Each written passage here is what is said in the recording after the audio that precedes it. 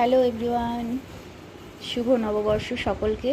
আজকে হচ্ছে নববর্ষ, আর আমাদের সকালটা শুরু হয়েছে ঘর সাজানো, নতুন বেডশিট আর নতুন ড্রেসের সাথে। তো নববর্ষ মানেই বাংলা শুভ দিন, আমাদের বাঙালিদের আর এক পার্বণ। 12 মাসে 13 পার্বণের মধ্যে পড়ে নববর্ষ। তো সেটা আমাদের খুব দারুণভাবে সেলিব্রেট করতে হয়, মানে আমরা করি। সকালবেলা থেকে সন্ধ্যা পর্যন্ত নতুন ড্রেস, ভালো খাবার, রান্না বান্না ইত্যাদির সাথে পুজো পাঠ তো আছেই।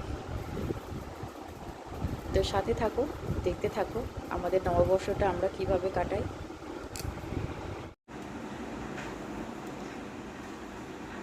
এখানে চলছে ঈশার পুজোর প্রস্তুতি।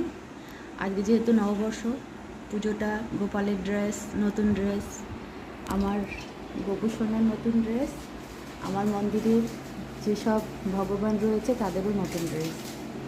তো এই হচ্ছে সকাল থেকে আমাদের স্টার্ট শুভ নববর্ষের আয়োজন। এসো হে বৈশাখ এসো এসো।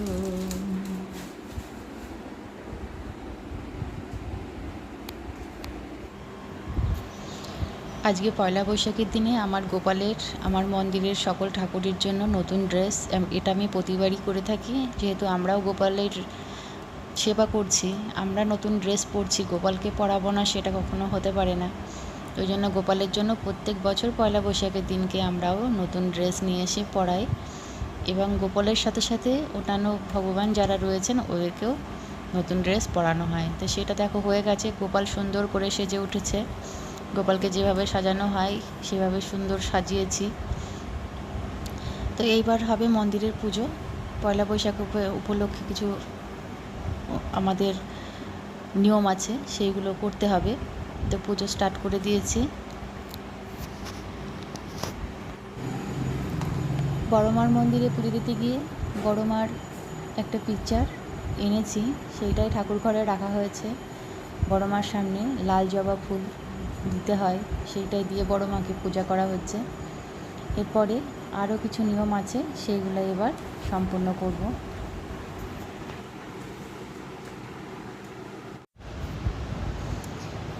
এইটা আমি আমার গোপালকে পায়েস বানিয়ে দেব বলে অনলাইন থেকে অর্ডার করেছিলাম এই ইলেকট্রিক কুকারটা। এটা খুবই কাজের, এইটা ইলেকট্রিক কুকার। আমি গোপালের জন্য এখন আজকে পয়লা বৈশাখের দিনকে গোপালকে পায়েস বানিয়ে দেব বলে এটা বার করেছি। তো সেইটাতেই দেখো এখন গোপালের জন্য পায়েস বানাচ্ছি। এটা চটজলদি হয়েও যায় খুবই ইজিলি, এটা খুবই কাজের। এটা যখন ইচ্ছা তোমার গ্যাস চুলা এইসবের কোনো ঝামেলায় ছাড়াই চটজলদি আমি গোপালকে মন চাইলেও পায়েস বানিয়ে দিতে পারবো যখন তখন। তো ওই জন্য আমি গোপালের জন্য এটা কিনেছি। তো আজকে পয়লা বৈশাখের দিনকে গোপালকে একটু পায়েস বানিয়ে দিচ্ছি, সেই জন্য আমি এটা ব্যবহার করছি। এটা খুবই কাজের জিনিস, খুবই কাজের। আবার যদি মনে করা এই ইলেকট্রিক কুকারটা ট্রাভেল করার ক্ষেত্রেও কিন্তু খুবই সহজ হবে। সাথে বাচ্চা থাকলে তো খুবই ইজিলি এটা ব্যবহার করা যেতে পারে। ম্যাগি বলো, যে কোনো কিছু। আমাদের কিছু পয়লা বৈশাখের দিনকে নিয়ম আছে, সেইগুলো করতে হয়। দুধ উতলানো যাকে বলে, বছরের প্রথম দিনকে সংসারের মঙ্গলের জন্য একটু দুধ উতলাতে হয়। সেটা তুলসী মন্দিরে এখানে আমি করছি। আমাদের গ্রামের দিকে কী হয়, যেহেতু গরু থাকে গ্রামের বাড়িতে, গোয়াল ঘরে করতে হয় এটা। তো এটা আমার এখানে তো আর সেসব নেই, তো ওই জন্য আমি এটা তুলসী মন্দিরের সামনে করছি। দেখো এটা তুলসী মন্দির, আর এই যে দুধ, আর এটা জাল দিয়ে, মানে এটা আবার গ্যাসে করা যাবে না, এইভাবে পাটকাঠি দিয়ে জাল দিয়ে এটাকে উতলাতে হবে। তো সেই সব আমি করছি, দেখো দেখতে থাকো আমি কিভাবে এটা করি। দুধ উতলে নিচে একটু পড়লেই ব্যাস এটা হয়ে যাবে। তারপর তুলসী মন্দিরের ভিতরে এটাকে ঢেলে দিতে হবে কলার পাতায় করে। তো সেইগুলোই আমি এখন করছি।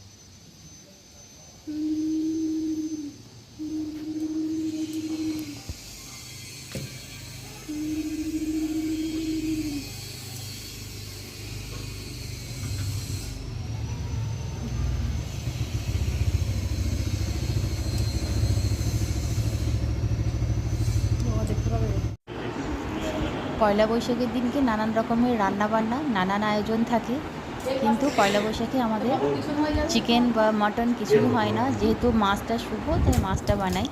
অনেক রকমের রান্নার সাথে পয়লা বৈশাখ উদযাপন হলো। এখন চলছে খাওয়া দাওয়া, আমাদের সবাই মিলে বসে গেছে। আর পয়লা বৈশাখের দিনটা আমরা কলা পাতাতে খাওয়ার চেষ্টা করি, কলা পাতা ম্যানেজ করি, যেহেতু পয়লা বৈশাখ গ্রাম্য একটা উৎসব যাকে বলে, তা সেই জন্য আমরা চেষ্টা করি কলা পাতায় খাওয়ার। তা আমরা কলা পাতায় দেখো এখন সবাই মিলে পরিবেশন করছি। তো চলো, পয়লা বৈশাখ সবাই ভালো কাটাও, ভালো থেকো, এই বছরটা সবার খুব ভালো কাটুক, সবাই ভালো থেকো। তো এখানেই শেষ করছি ব্লগটা, তোমরা সবাই ভালো থেকো, টাটা, বাই বাই।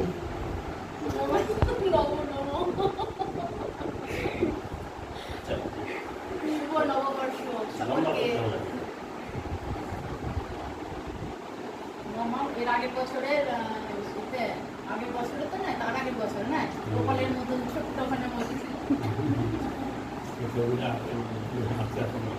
গোপাল ঠাকুরের মতো পিসি ছিল না না তেমন ছিল না। না পিসি ছিল না ছিল তখন পিসি তোরই ছিল। হ্যাঁ হ্যাঁ পিসি ছিল। এখানে রাখ, ওখানে রাখ।